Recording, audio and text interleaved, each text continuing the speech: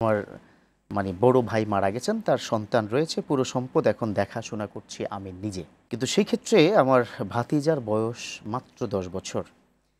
নাবালক সন্তানের সম্পদের উপর যাকাত হবে কিনা? ওইটার কাছাকাছি তার সম্পদ যদি নেশাব পরিমাণ হয়ে যায় বলেই তিনি বলেছেন। হ্যাঁ, হয়ে আছে, নেশাব হয়ে পরিমাণ, আছে, হ্যাঁ। তখন এখানে এহতিয়াত হচ্ছে, সতর্কতামূলক হচ্ছে তার জাকাতটা দিয়ে দেয়া। জাকাত দেওয়া কি ফরজ? কারণ হলো এমনও হতে পারে একটা কাউল অনুযায়ী জাকাত না দিলেও চলবে, আরেকটা কাউল হচ্ছে জাকাত দিতে হবে। তাহলে আমার এহতিয়াত হচ্ছে সতর্কতামূলক হচ্ছে জাকাত দিয়ে দিলে আমি বেঁচে গেলাম। এখানে একটা বিষয় মনে হয় হতে পারে যে জাকাতের ব্যাখ্যা তো দুইটা, একটা হলো সম্পদকে পবিত্র করা, আরেকটাকে সম্পদকে বৃদ্ধি করা। তাহলে মনে হয় দেওয়া এই কারণেই। জি, চমৎকার চমৎকার। আরেকজনের প্রশ্ন এসেছে যে আমি আমার ভাতিজার সম্পদ রক্ষা করতে গিয়ে বিজনেস করছি, তার কত পার্সেন্ট আমি খেতে পারবো?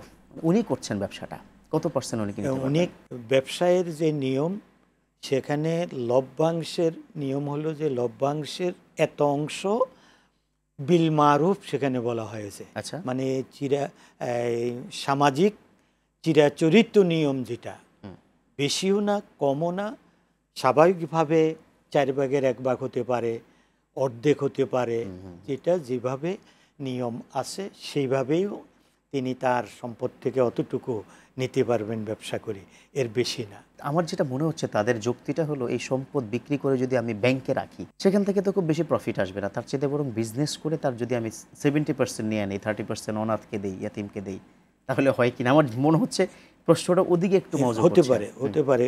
কিন্তু এখানে ওই যে বিল মারুফের ব্যাখ্যায় তাফসীরকারেরা স্পষ্ট করে বলেছেন যে সমাজে যারা ব্যবসা বাণিজ্য করে এবং এই ধরনের মুদারাবা বলেন আপনি অথবা মুশারাকা বলেন, এই যে সিস্টেমে যে ব্যবসা বাণিজ্য হচ্ছে, ওরা কিভাবে করতেছে সেই অনুপাতে আপনি করবেন।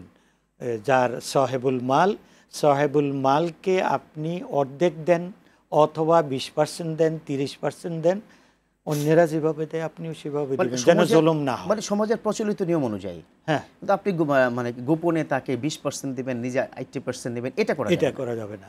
চমৎকার।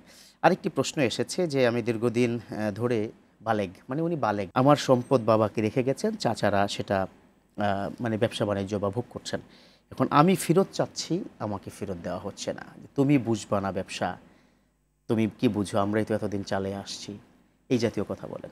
শরীয়তের এখানে নির্দেশনা আছে অভিভাবকদের জন্য যে তাকে পরীক্ষা করতে হবে যে আসলে তার মধ্যে রুশদ আসছে কিনা। আচ্ছা, রুশদ মানে হচ্ছে তার মধ্যে ওই অ্যাবিলিটি, ওই ক্যাপাবিলিটি এবং ওই বোধশক্তি ইত্যাদি সঠিকভাবে আছে কিনা, এটা পরীক্ষা নিরীক্ষা করে যখন দেখা যাবে না তার মধ্যে এই রুশদ এসেছে, তাহলে তার সম্পদ তাকে বুঝিয়ে দেওয়া ফরজ, দিয়ে দিতে হবে। নামাজের মতো ফরজ, চাহিবা মাত্র দিতে বাধ্য, কারণ সম্পদ তার এবং সে এখন ব্যবহার করতেও প্রস্তুত এবং সে বিজনেস করতে পারবে। হ্যাঁ, সে ক্যাপাবিলিটি আছে, যোগ্যতা আসছে।